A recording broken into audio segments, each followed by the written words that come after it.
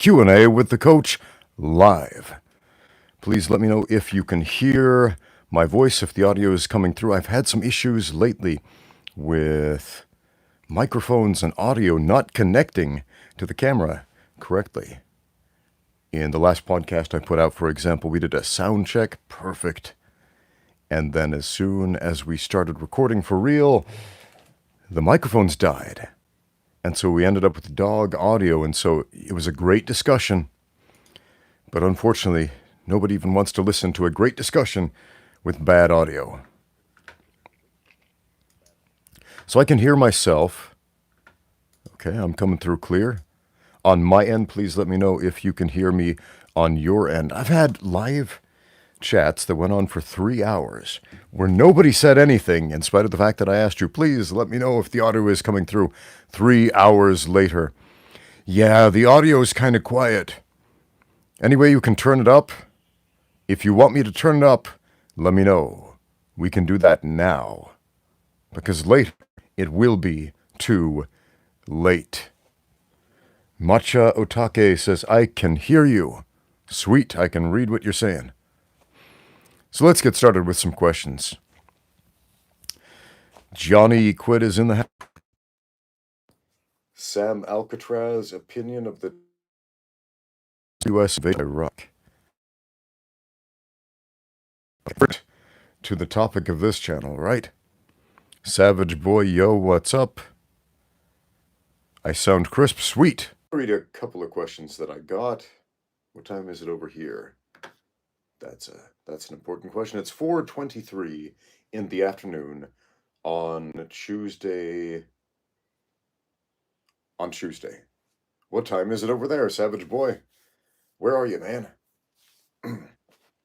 So I got a very important question from a viewer, Ron Baker, who said, do you think that you would be as popular if you had a voice like Gilbert Gottfried?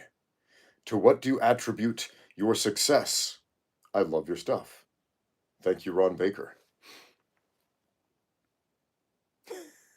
If I had a voice like Gilbert Gottfried, I would have 10 billion subscribers. And you're probably wondering, wait, Ramsey, there are not 10 billion people on the planet. If I had the dulcet tones of Gilbert Gottfried coming out of my mouth, the human population would double. Based on the sheer magic of it. Anyway, serious question. We got a question from Mesa, who just wrote one in the chat. How do you get the smell out of your gloves? All right, if you're training with sweaty gloves and you're not disinfecting them on a regular basis, bacteria will grow in there. They will get stinky. That means you probably never cleaned them before. Now, you can't throw leather in the wash, so a very simple thing to do, get some antibacterial spray of some type. There are a lot of commercial versions in various countries where you can just spray it out. If you can't find such a thing, mix chlorine bleach with water and then spray that into your gloves after each use and then let them dry. And not only will you get rid of the smell, more importantly, you will get rid of the cause of the smell, harmful bacteria that could lead to something like, say, a staph infection. You don't want one of those. You don't want to get one of those. Oh my, Ken Jitsuka has to get a hemorrhoid treated in the hospital in a few hours. Well, dude, best wishes to you. Get well.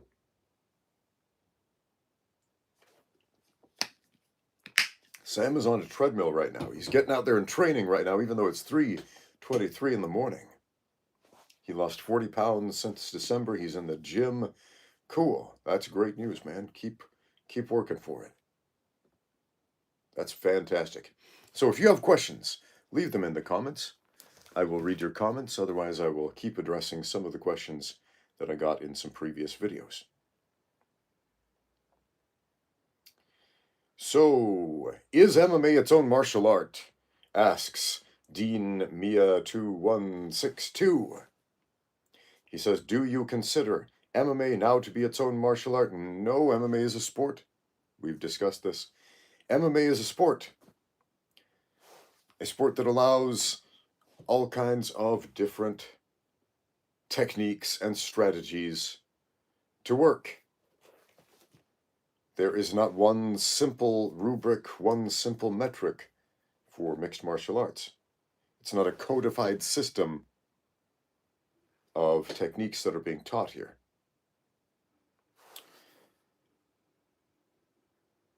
Did I watch the unification bout between Usyk and Fury on the weekend? No, I did not. How did it go? I did not. What was I doing this last weekend? Let me think. Ah, yes, I was spending time with my wife and children. That's what I was doing this weekend.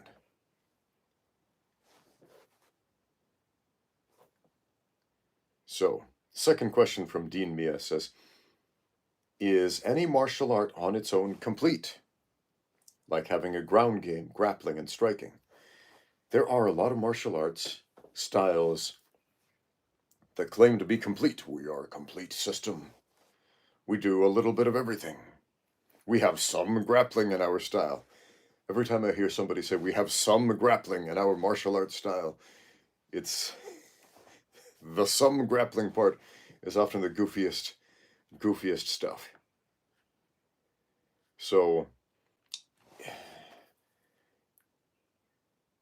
it's not about having a complete martial arts system. It's about being a complete martial artist, and you're not going to be complete from any one source. That is a lifetime pursuit, my friends. It is a lifetime pursuit.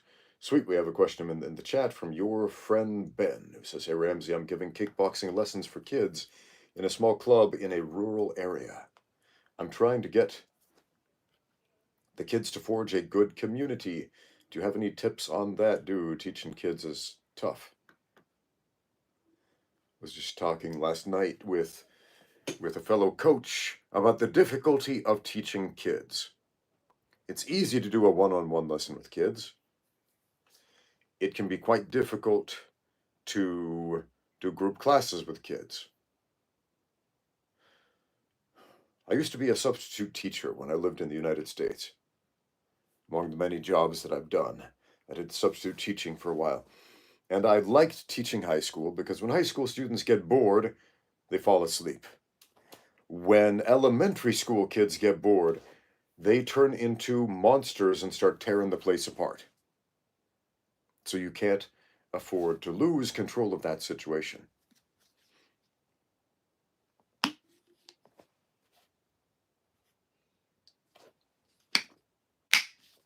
I don't have a lot of good tips for teaching kids classes because it's not something that I do. I get questions a lot about teaching kids classes.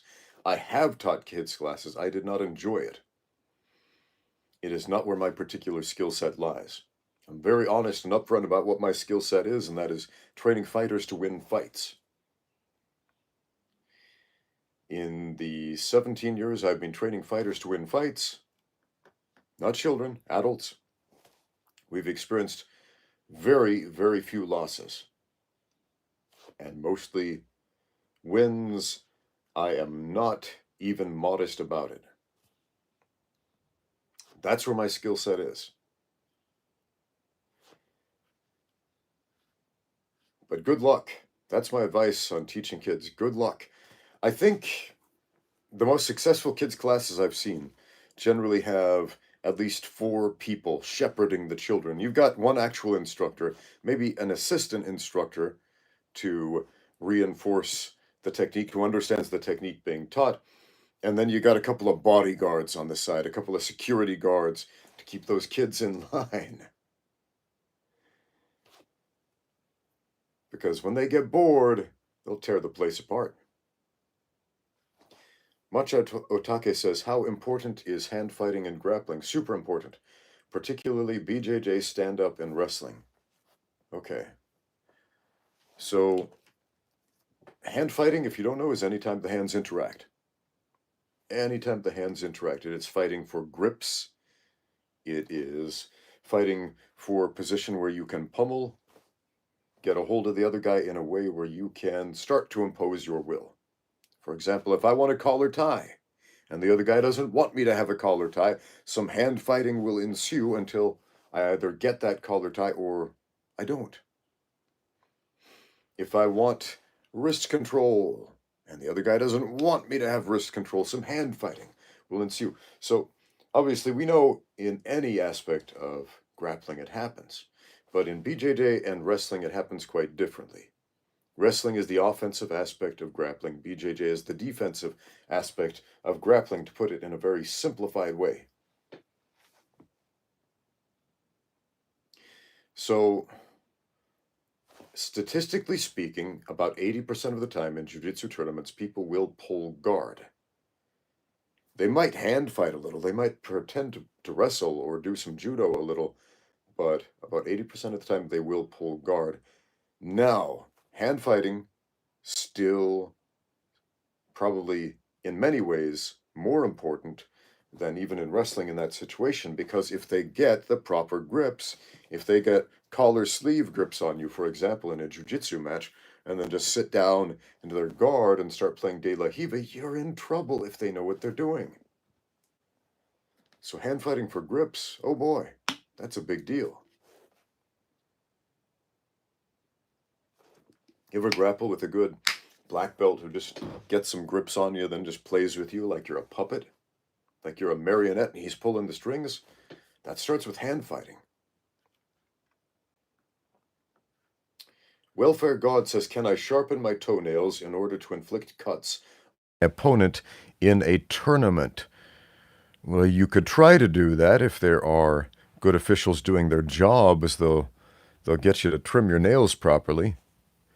If you're doing that, I would say you're being a jerk. Don't. If you're in a tournament and you want to win, we got two different situations here. Prize fighters are jerks. And I say that as a retired prize fighter. Prize fighters are jerks because we only get half of our paycheck if we lose.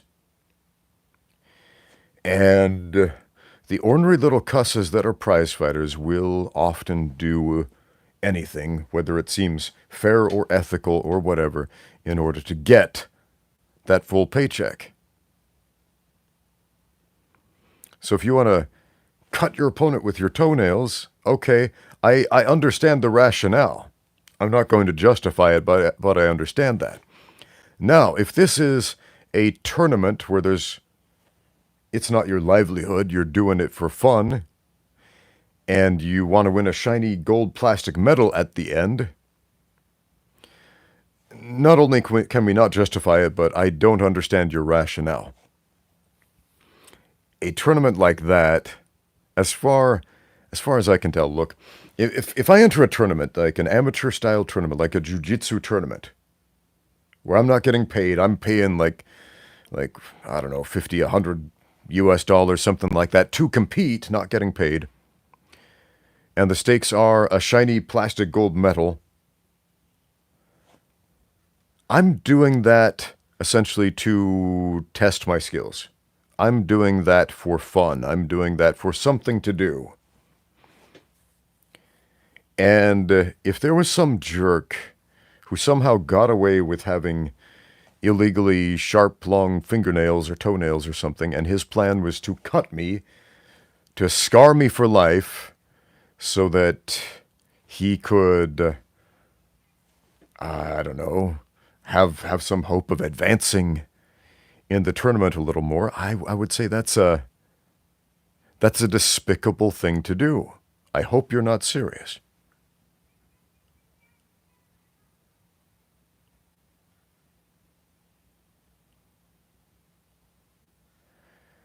How Were says, if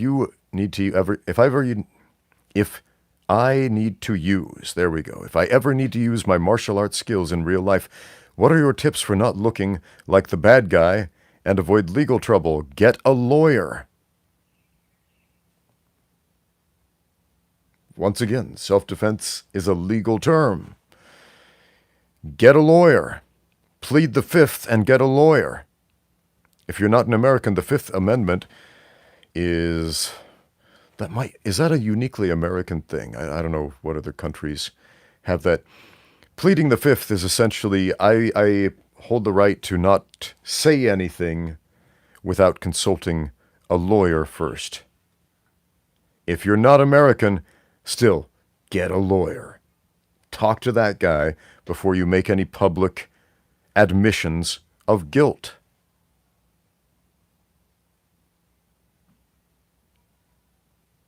That's my advice for you. Because I could give you all kinds of fighting advice. Do this instead of that. Do this instead of that. Whatever. If you're taken to court, you're going to be taken to court by somebody who has a lawyer. And that lawyer understands the legal system better than you do, unless you are a lawyer yourself. So go get somebody on your side who understands how the law works to plead your case. Doesn't matter if you thought you were being nice or gentle or fair. It matters whether or not the judge sees it that way.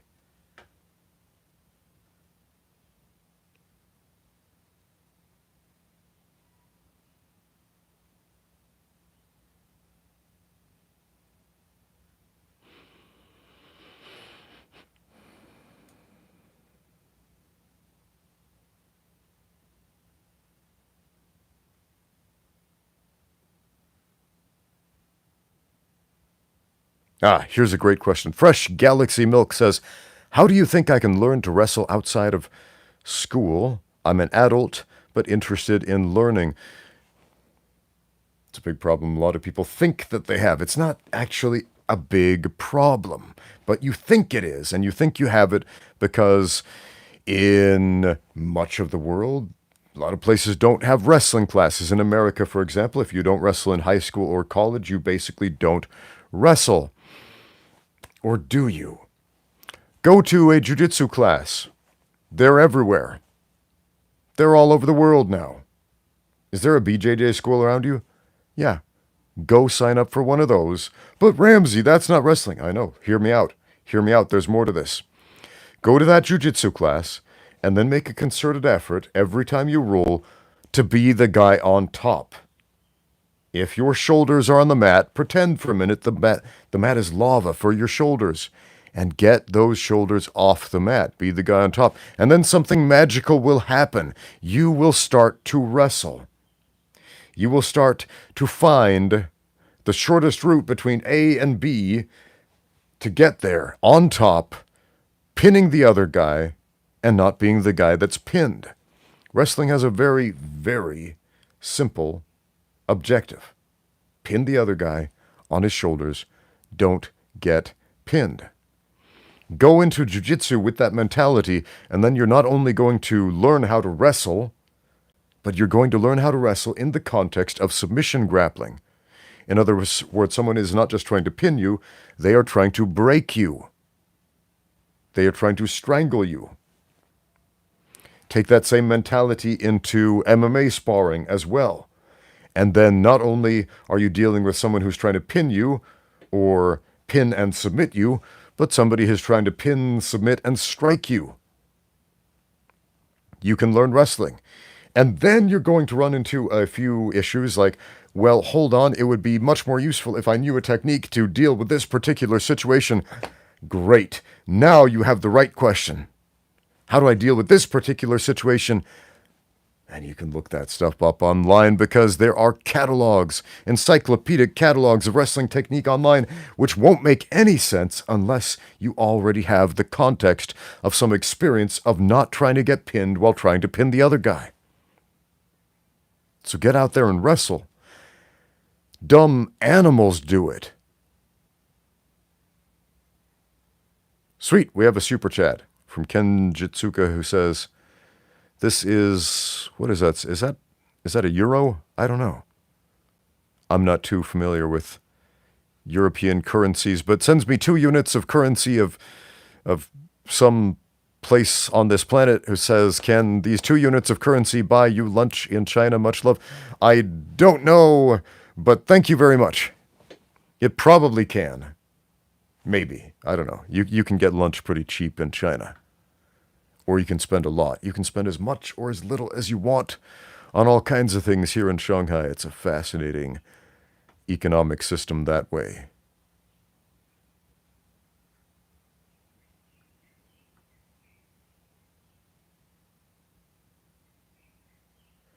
Johnny Quid says, by the way, that's a dope t-shirt, coach. Yeah, check out this Muay Thai shirt from our friends at xmartial.com with this bald Muay Thai fighter with an eye patch on it. Vaguely reminiscent of Sagat from Street Fighter 2, but not necessarily Sagat for copyright reasons. But it's a great shirt. It's like, looks a little bit like me, I would say. Are calf kicks and low kicks better than punches to the jaw in a street fight situation? Why are we getting into street fights? Guys, don't get into street fight situations. A street fight situation is two idiots getting mad at each other, saying angry words, pushing and shoving, throwing haymakers, grabbing each other by the head in a schoolyard bully headlock, tumbling to the ground, running out of gas and hoping their friends pull them apart and give them a face-saving exit in that exact order. Don't get into street fights. It's dumb.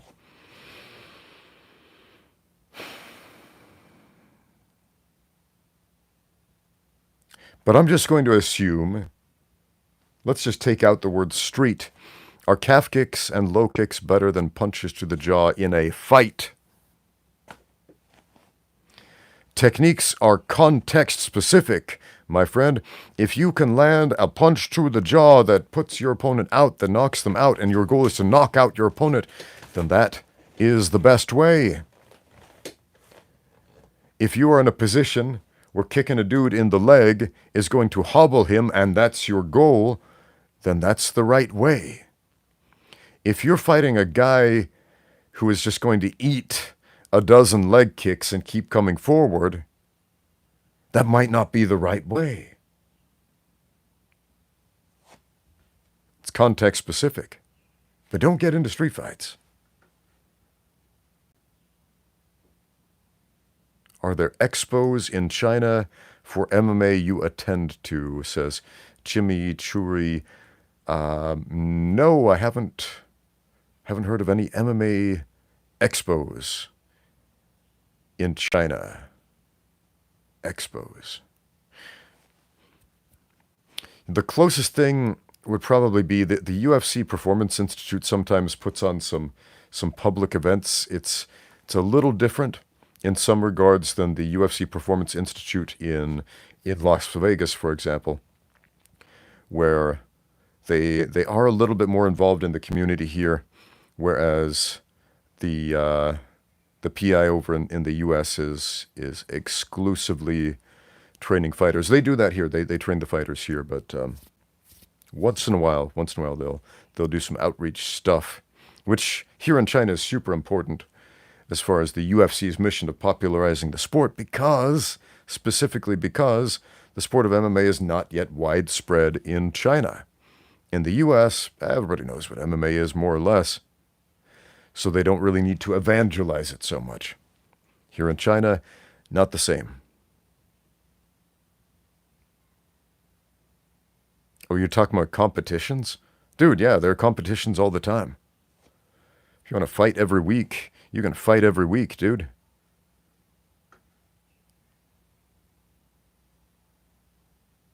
Luke Davis says, hi, Ramsey, why do you still train? What motivates you? How does that compare to when you started? All the best. Okay. I train because it's literally my job. It is literally my job to coach fighters to win fights. And if I'm not training, I am not the guy who is able to facilitate that process. How does that compare to when I started? When I started, I wasn't very good.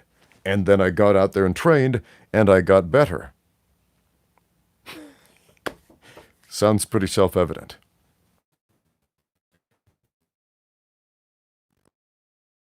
Hold on, I'm getting a knock on my door. I will be right back, guys. I will be right back. Excuse me.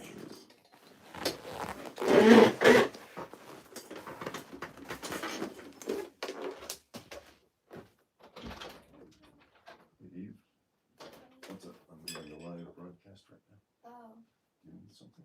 I was just gonna just say that I have quiz coming up in a moment, so.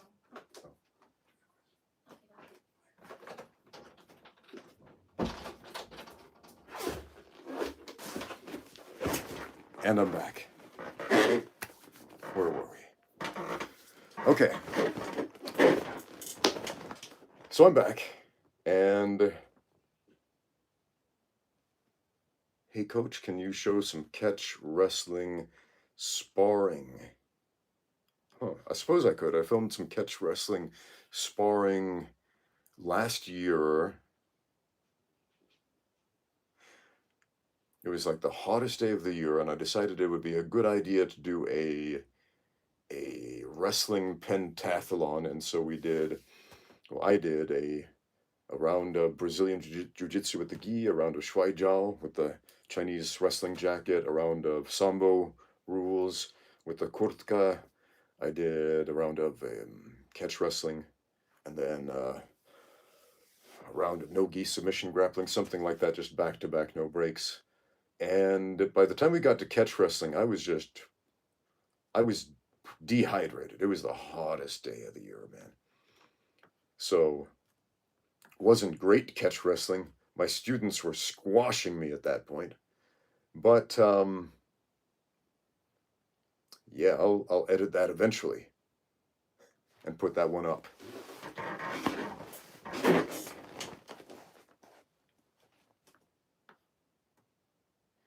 Mesa says, do you still have passion for fighting or martial arts, or is this just for the money now? Look, if I was in this for the money, I would be doing something very, very, very different. Because there's not a lot of money in what I do. Guys, I'm not a wealthy man, in case you were wondering. If I wanted money, dude, I'd get into like investment banking or something like that. That's a lucrative venture, so I hear. But mixed martial arts coaching, dude, no. Merson curses, how do you land more leg kicks? Set them up. Generally, when I get this question, there are two main reasons. One, you're not disguising your leg kicks. You can do one very simple thing that's going to help you land more. Throw some punches first. Get the focus up here when the real intention is down there. And second, the angle. You're probably throwing leg kicks from the front, standing directly in front of your opponent. Here's you, here's them. And you're trying to whip the leg kick around the side. Wrong! That's why you're failing. Instead of kicking the side of the leg, kick the front of the leg. How can you do that unless you have an angle? You can't get an angle. Throw a strike down the center like a simple jab, and as you're throwing that jab, sidestep. I got videos on this, dude. I got videos on this you should watch. This is something so many beginners and a lot of intermediate fighters get so wrong. Throw something down the middle as you're sidestepping, flanking your opponent, and then as you're flanking, that's a falling step, creating forward momentum, and so throw the leg kick to the front of the thigh. And you're going to land that more often, with more power, and more effect.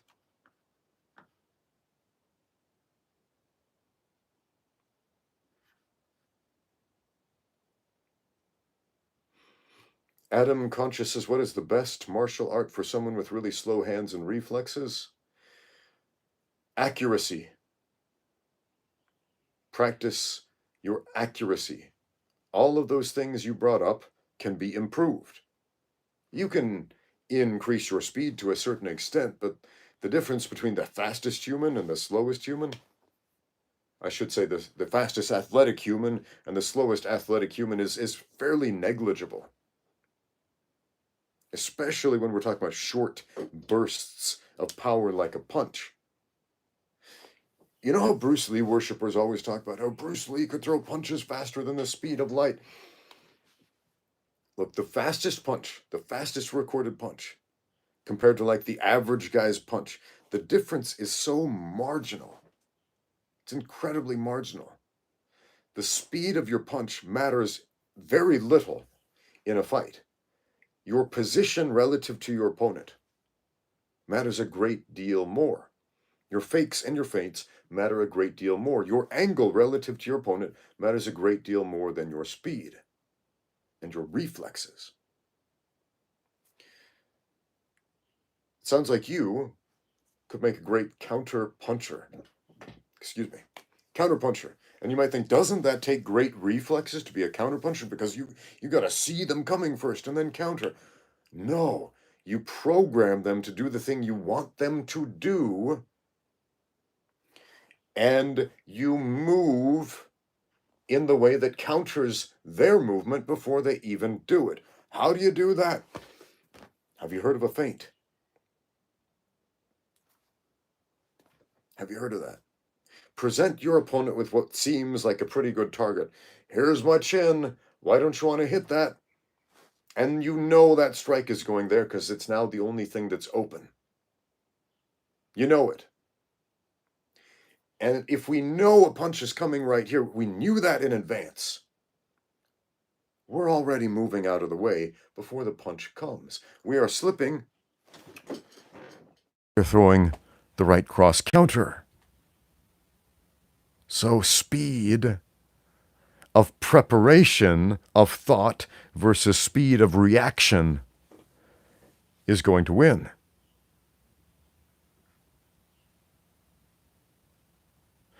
Merson Kerr says, can you please tell me the name of the video for landing leg kicks? Dude, I've made a few of them.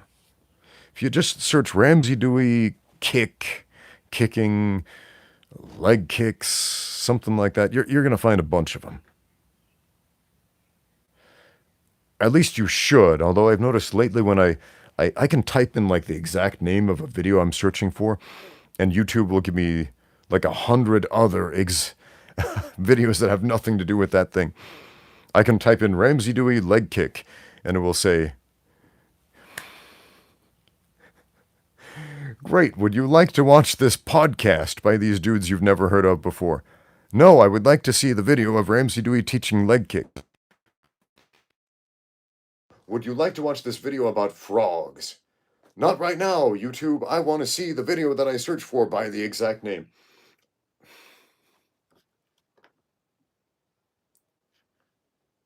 Do I still learn new things? Asks Vengeance.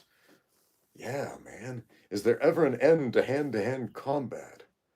Well, when the fight's over, it's over, dude. But if you're asking, is there ever an end to learning new things? If you decide you're done learning, if you decide to damn yourself to a hell of not learning anything anymore, then that's the end. Do I still learn new things? Yeah, because I'm always coming up with new questions. Why? Because I'm always running into new obstacles. And the question is, how do I get over that obstacle? How do I get around that obstacle? How do I remove the obstacle? How do I take a different path where that obstacle is not? And when you get those questions, you start to find the answers, and then you learn new stuff. Always new stuff to learn. Technique is not a lack of strength, it's an efficient use of strength and power. An efficient use of strength and power. And the reason that I bring this up is because when we start in martial arts, we generally tend to fight like arm wrestlers. Bad arm wrestlers, not good technical ones, where we just think, if I just use force against force, I'll force this arm down. Oh, and that can work if we are stronger. And as soon as the other guy is stronger, we lose. And that's no good. Now, a good arm wrestler will use a certain level of technique. Strength still matters a great deal. It is very much a strength sport. But of course, if you have bad technique, the guy who has a good level of strength and good technique will beat you, right? But you can't be a great arm wrestler without a high level of strength. You just can't. Martial arts is similar in one way. It's good to be as strong as you can be, but it's also, just like any sport, including arm wrestling, you need to be as technical as you can and get the most bang for your buck. And in order to do that, you've got to essentially fight in the laziest way possible. It's about getting a free ride, if you will. Good technique is about getting a free ride as much as possible. That doesn't mean that you never flex your muscles. Sometimes we'll flex the muscles a lot. It means the goal is to do it in the most efficient way possible. And when you find somebody who can do that, fighting somebody who can't, it looks like magic. I should say it feels like magic. From the outside, it probably doesn't look like much.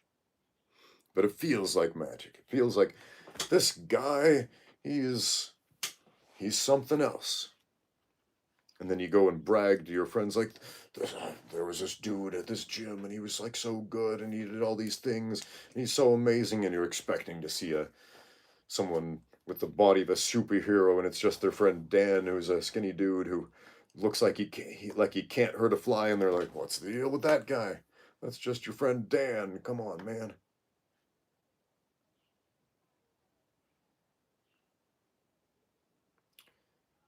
Merson Kerr says, is it the video kicks that can't be checked and combos that can't be blocked? That is a video about a certain type of leg kick, but it's not the one I had in mind. But you can watch that. Let me know if that works out for you.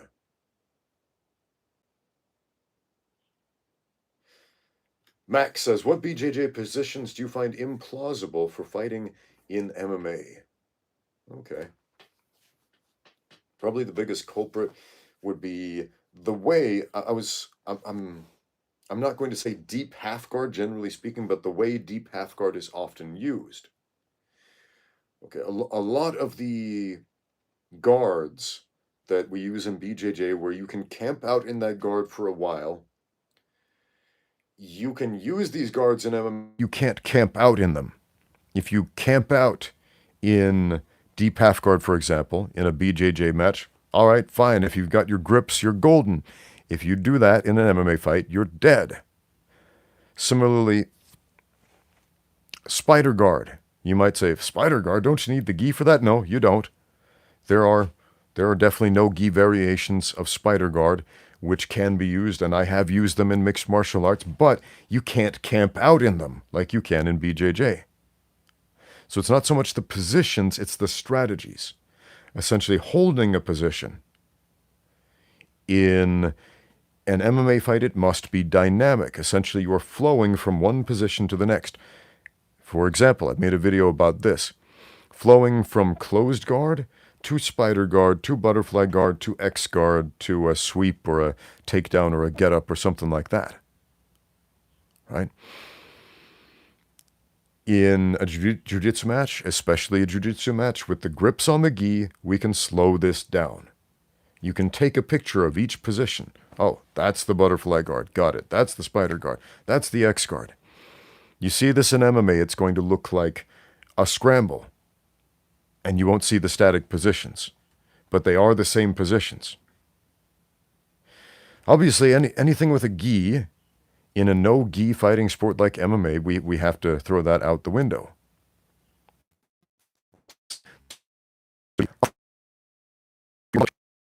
Be a foregone conclusion. But the type of stalling that is possible in Brazilian Jiu-Jitsu is not possible in MMA. So once again, not so much the positions, but the strategies.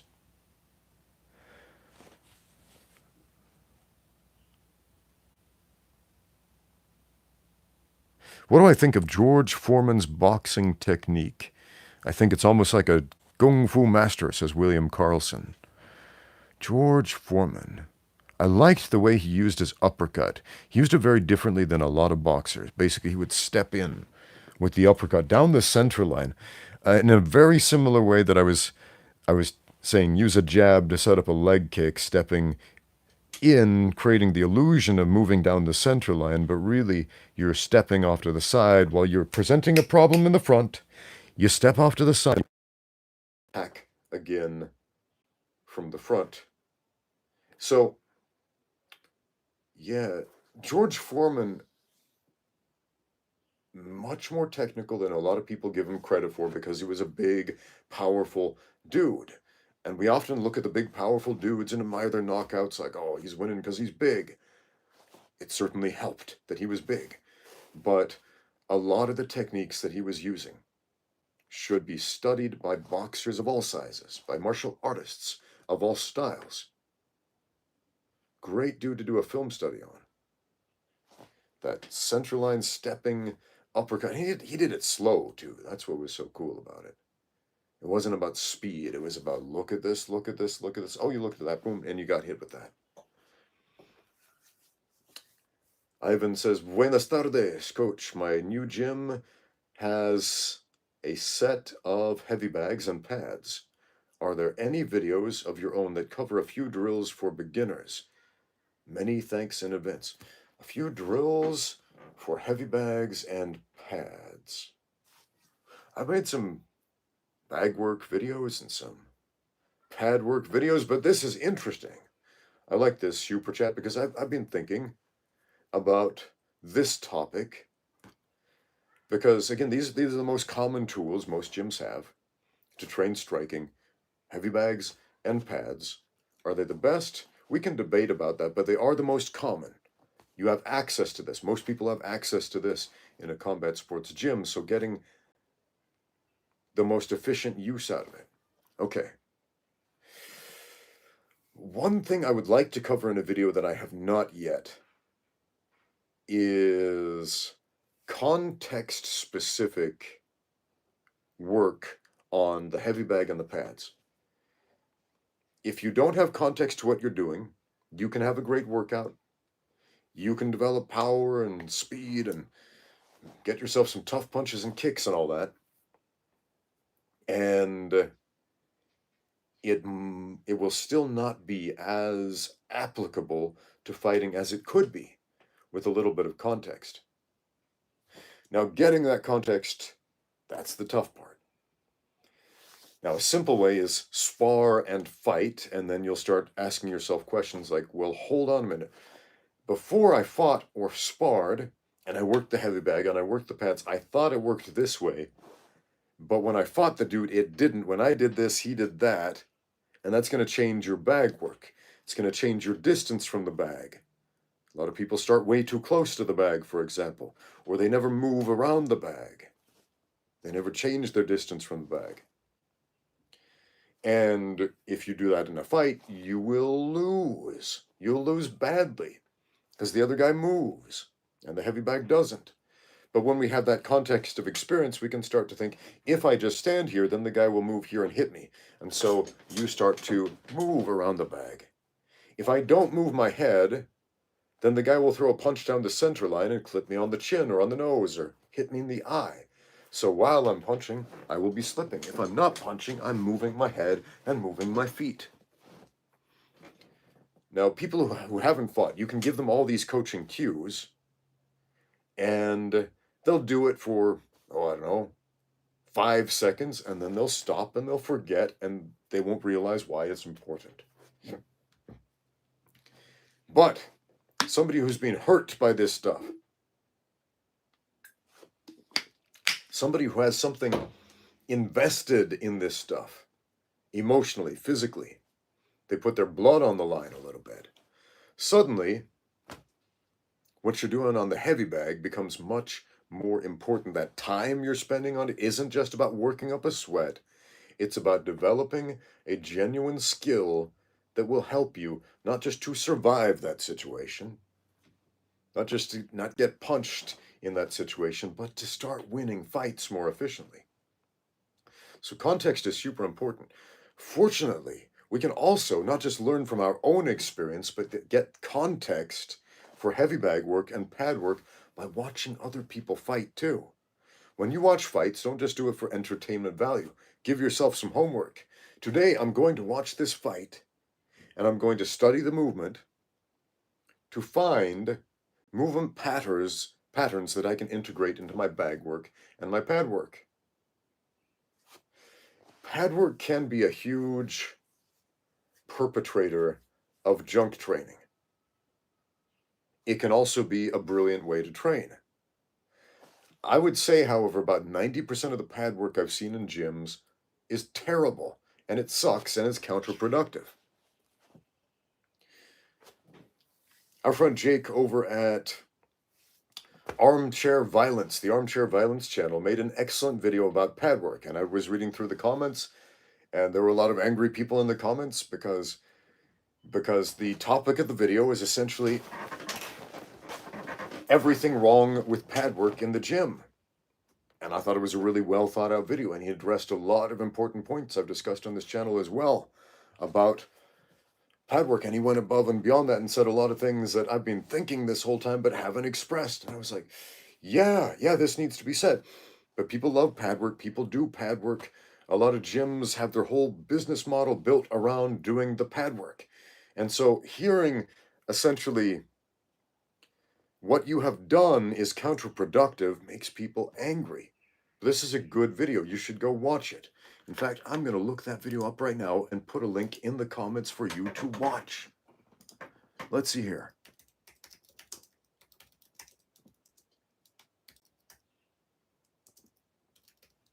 Armchair Violence pad work. Let's see here. Is it this video here? Let me see. Okay, I'm going to take a minute here looking this one up. Yes, it is a video titled, The Worst Way to Learn Striking. And the thumbnail has something about pad work, and it shows him hitting pads on it. And he says, I hate pad work.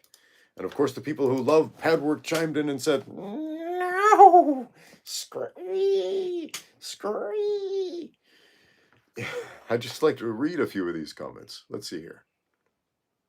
I wrote a comment saying more people need to hear this.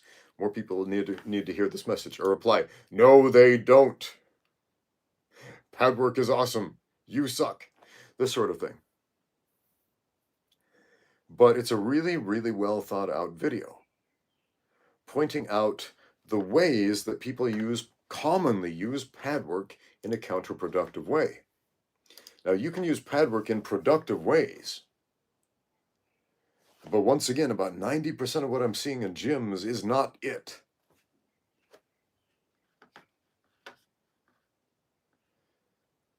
Not even Alex says, hey coach, should we wear hand wraps under MMA gloves, specifically those with thin padding and not the puffy ones?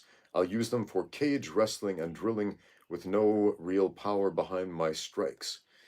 If you're not putting any power into a strike, why are you wrapping up your hands? Especially with little gloves, man.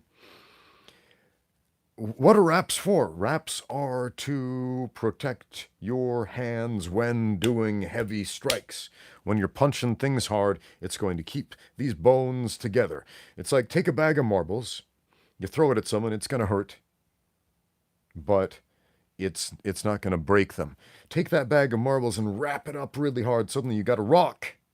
Now you got rocks under your gloves. But I'm just going to go light. So why do you have rocks under your gloves if you're just going to go light? Now, if you have that level of control, fine. One counter argument to what I just said. I'm going to use the Hegelian dialectic here and argue with myself for a minute. Do they still teach that in elementary schools? How to argue with the Hegelian dialectic? Was that just the weird generation I grew up in? Anyway. Counterpoint.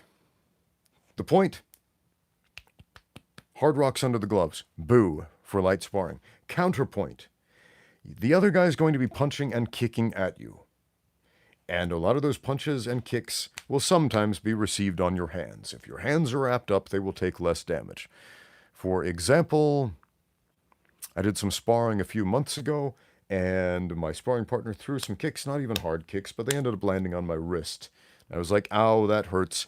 And then my wrist had some issues, and I had to tape that up for a couple of months afterward.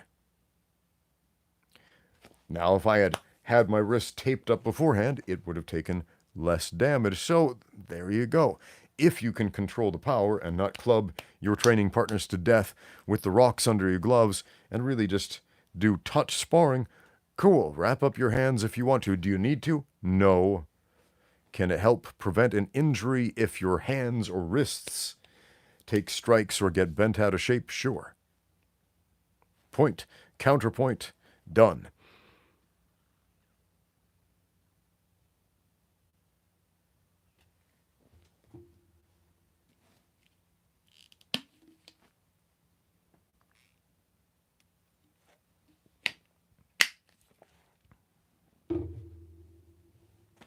The Surya Kung Fu is in the house. How are you doing, Master? He says, doing okay, man. How are you doing?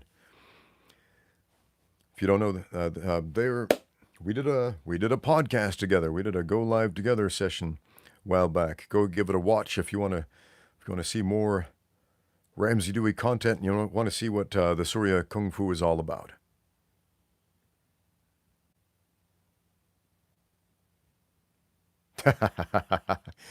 Angelo Esguerra says, video idea. Coach reads mean comments in Mickey Mouse's voice. So there's a recurring character channel, Evil Elmo the Troll. It's just a little Elmo puppet, and he pops up every once in a while to repeat mean, angry comments in Angry Elmo's voice. I haven't done that in a while. I always get a kick out of that. I don't know if other people appreciate Evil Elmo as much as I do. But yeah, for the last 6 or 7 years, Evil Elmo has popped up on the channel here or there. Probably not enough where a casual viewer would even know that was a thing.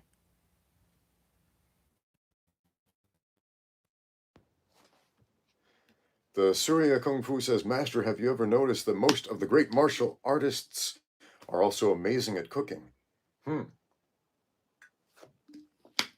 I haven't, however, that does remind me of a scene from that one movie, Iron Monkey, and several other kung fu movies from that era, where before the fight scenes happened, the protagonists had a cooking scene. And they're just like cooking. There's a wok. They're like chopping up vegetables and throwing things around into the wok, and it has nothing to do with anything else in the movie. It's just a fun kung fu cooking scene, because kung fu doesn't mean martial arts. It means great skill. And you can have great skill in cooking. You can have great skill in martial arts. You can have great skill in juggling or whatever. So it is kind of interesting that Chinese movies often seem to switch genre in ways that Western movies don't. Like, one minute it can be a very serious drama, and then all of a sudden it's like a comedy, and then it's a romantic movie, and then it's an action film, and there's a fight scene, and it's not to say that Western movies don't have these elements, but they're just elements. It's not like a whole thematic change, like you'll often see in Chinese films. At least Chinese films from like 30 years ago.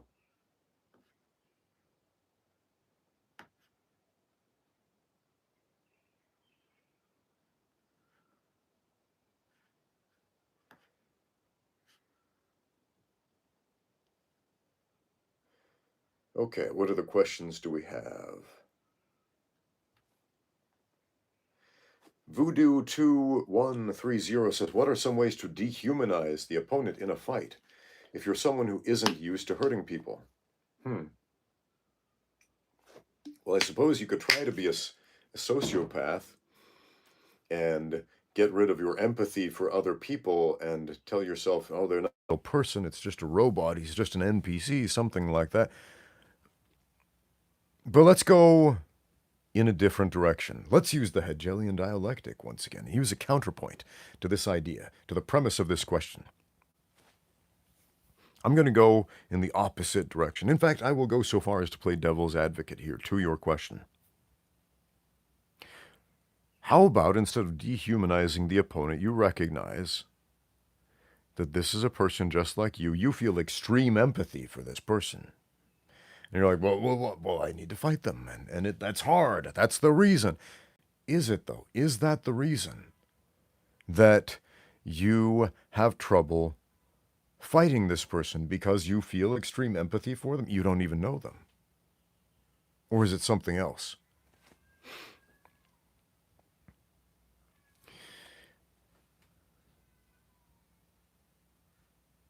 We're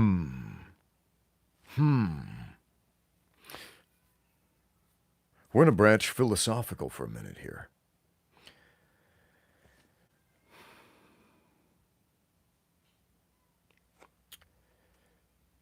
I think it is probably easier to want to hurt someone, not if we dehumanize them, but if we demonize them. That's not a good thing. It's not a good thing. But it is something that makes it easier to hurt somebody. If we tell ourselves they are the worst person. I'm not going to recommend you do that. I would recommend find a way to humanize your opponent. They are not a god on a pedestal. Everyone is a human, just like you, who bleeds just like you, who experiences fear just like you.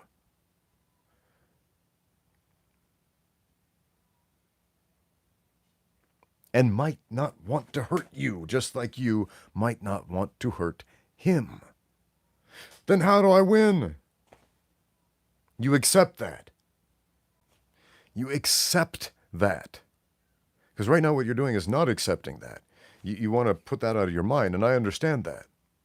I made a video titled How to Develop Killer Instinct, and I discussed a number of methods that I used to get into fight mode before a fight, some more effective than others, some more sustainable than others.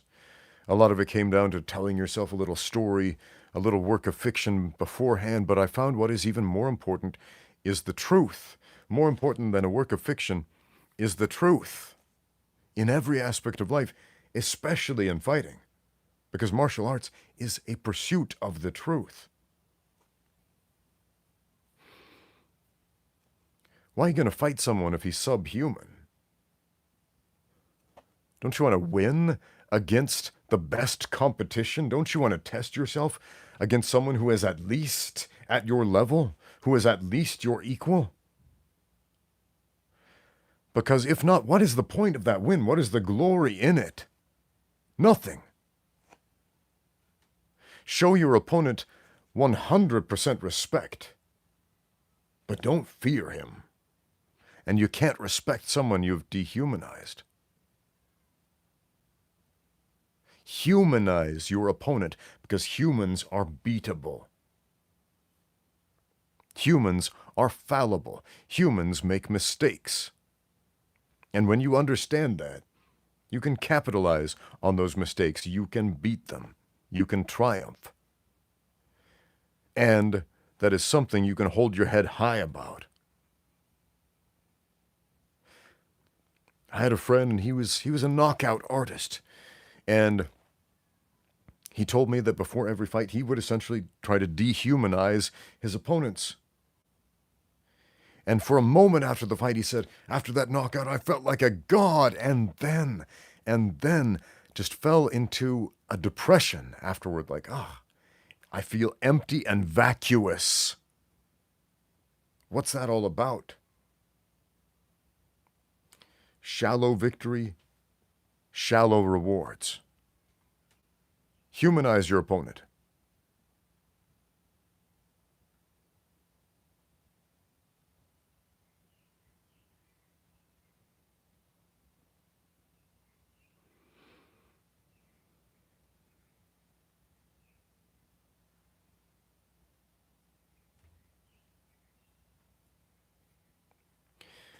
G says, hi coach, I'm a sambo fighter.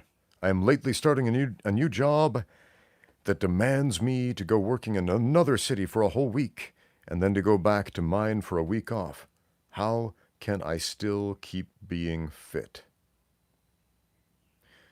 You do what you can any way you can. Tell you a quick story about my friend Paul. Super busy guy. He was an investment banker, did a lot of work, traveled all over the world. Not a lot of time for training. He would come and train with me when he was in town, when he could. But he told me a story. I told him to shadow box every day. because he needed some stuff he could do by himself.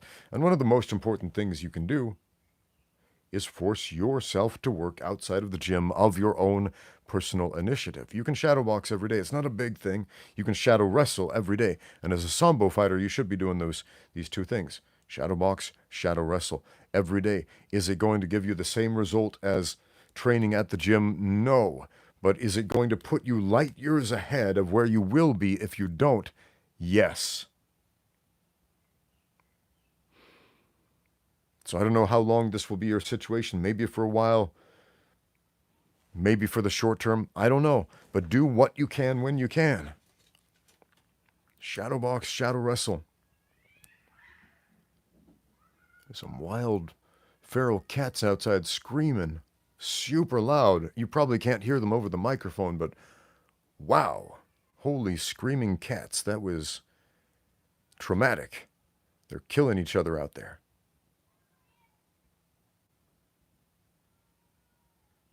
Feather Cohen sends in a comment. Sending respect from London. Love your shows. I'm 70 now. OMG. And been doing martial arts for over 50 years. That's awesome. Thank you very much. And keep getting out there and training, my friend.